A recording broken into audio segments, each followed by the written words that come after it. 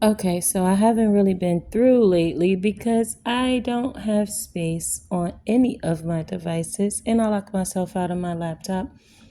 So Mac is really crazy because I put like three passwords on and I forgot there's this code that I'm supposed to keep. I don't even know where it is. So now I got to take it to them to get it reset. And I just feel like I don't want you guys to think I'm just gone. Like, I'm not gone. I ain't going nowhere. I'm a hoarder, okay? I hoard all of my videos. Any video I ever do, I keep it. And I have been keeping videos since I had children. So my oldest is a teenager. So that tells you how long. And now it's come to a point where I have many devices with everything on it. They're all good. But I have to take all of that off and put it on one device. I'll get to it. But in the meantime, I'm going to try again and do this video right now. And it's just because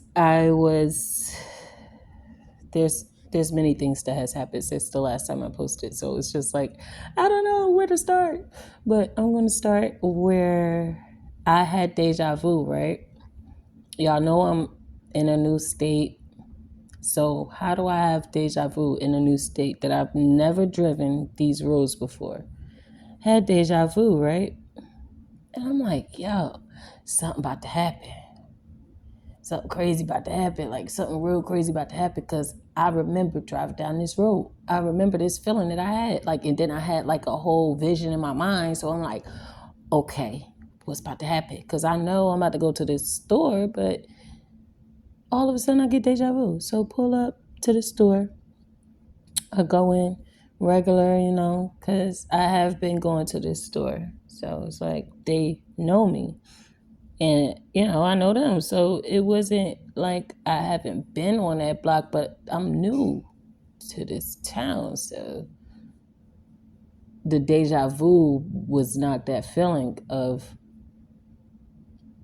your normal route, whatever you do when you do want to go get whatever you want to get. It's this vitamin water that I really love. And they have it, so I be going there.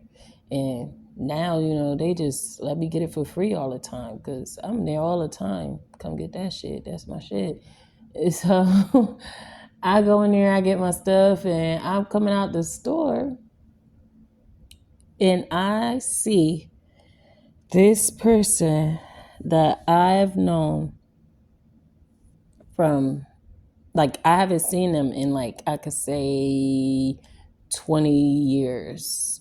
No, 20, 30, 20 something years. Yeah, not 30. Because it would be 22 years, 20, no, 25 years, bro. Haven't seen this person in 25 years. And I come out the store and this person is here. Now, 25 years ago, I wasn't able to drive, so I've never been to this place, is what I'm saying. So this whole deja vu and then me seeing this person from 25 years ago blew my mind. Okay? We get to talking, we exchange numbers, cool, whatever. Now, I'm like, all right, I got so many videos I need to post and I'm thinking I'm gonna have to delete some stuff and I'm like, nah, I'm not gonna do it. I can't do it. I just can't. I don't know. I'm not a hoarder in my home or nothing like that, but when it comes to memories, I'm just nah, cannot delete nothing. Pictures, videos, screenshots, anything. No. So I've been going over what I'm gonna do with it, and I figured out what I'm gonna do, whatever.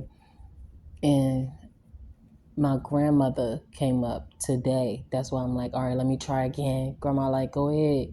So I'm like, all right. So my grandmother, her name is Gloria. She passed away 2 years ago this month, and when that day that I told y'all, like, I know if you watched the previous video or whatever, I told y'all that when I left, I just packed up like what I needed at the time, what I thought I would need in the future, what I thought I could go without. I left or whatever, and I took my cat, walked out the door when the kids came home from school, and I'm like, oh, we gotta go wash these clothes because I had put all these bags at the door, so they put the shit in the car. And then I'm like, oh, we gotta take Luna to the vet, so let's go or whatever. They didn't know what was going on, so ended up moving, right? And now I'm a year and a month in of my move, and the day that I left to come here specifically where I'm at, it was because my grandmother came to me. So I had already left, but ain't nobody know, you know. Ain't nobody know nothing. I don't really fuck with people like that. So when I do what I do, like, only people that know is me and my two and God, my ancestors, people that nobody else could see. But yeah. So my grandma came to me, and this is how she came to me. I smelled her scent. Now, I haven't seen her since I was like, I think I ain't seen my grandma since I was like maybe 10 or less. I don't know. That's my grandma on my father's side. And her scent passed me while I was just sitting up in the morning, making plans, talking to God, thinking like, what I'm gonna do, like, where we going? Because I know you told me to leave or whatever. I know, but like, what's the next steps? Like, what is it that I need to do right now, like, in order to be productive to what you're trying to do? And her scent passed my fucking nose, like, bro. I was like, okay, grandma. That was all I said.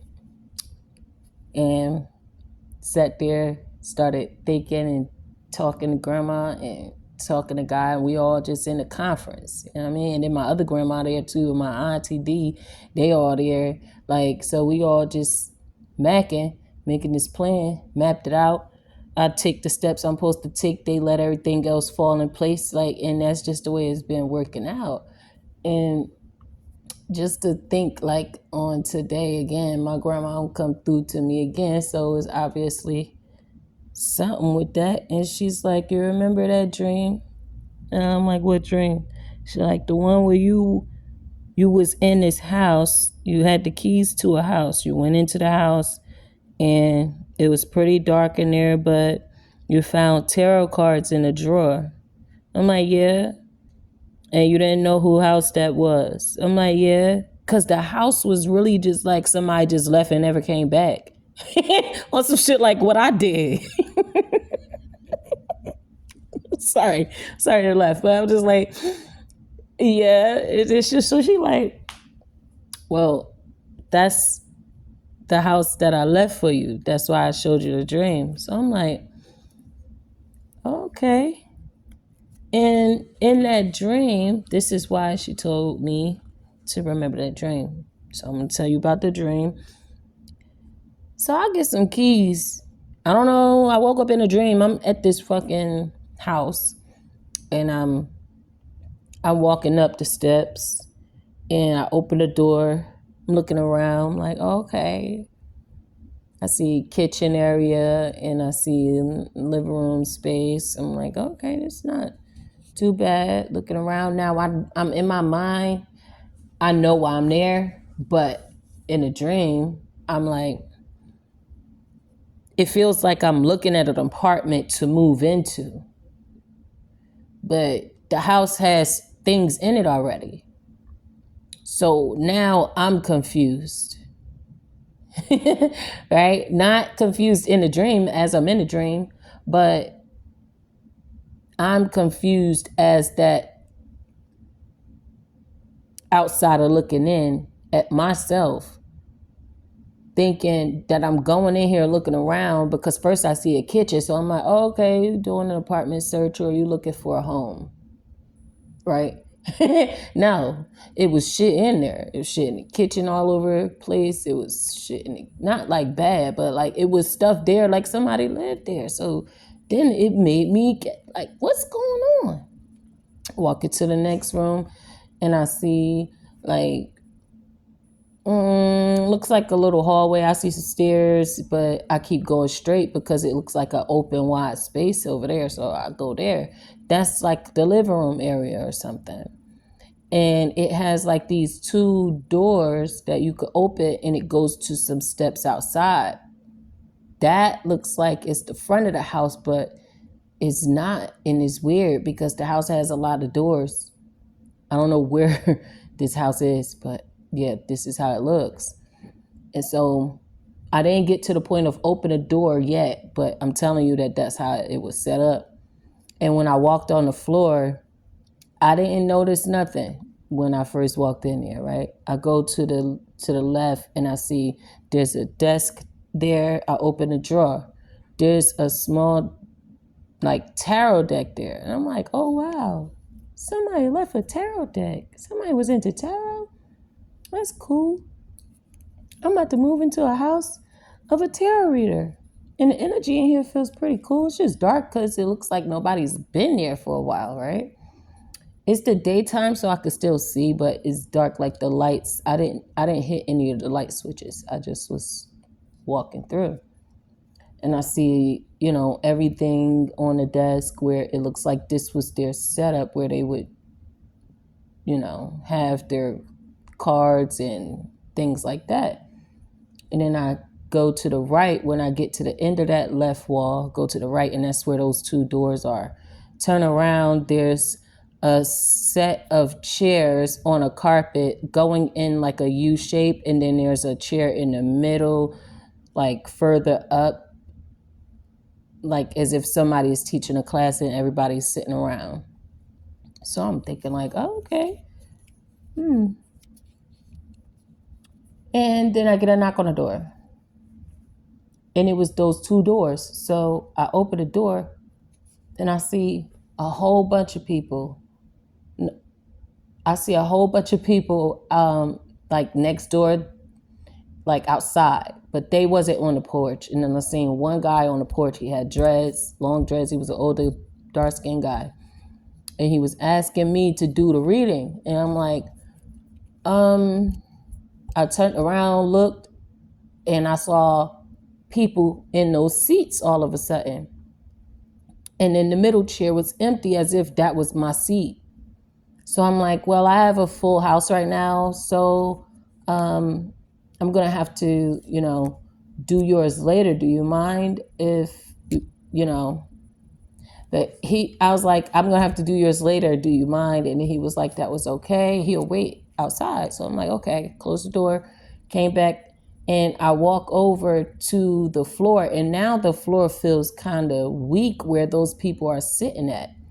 And then I go to my seat, and I'm like, I'm about to like not sit down, but I'm like just testing the floor. The floor is fine.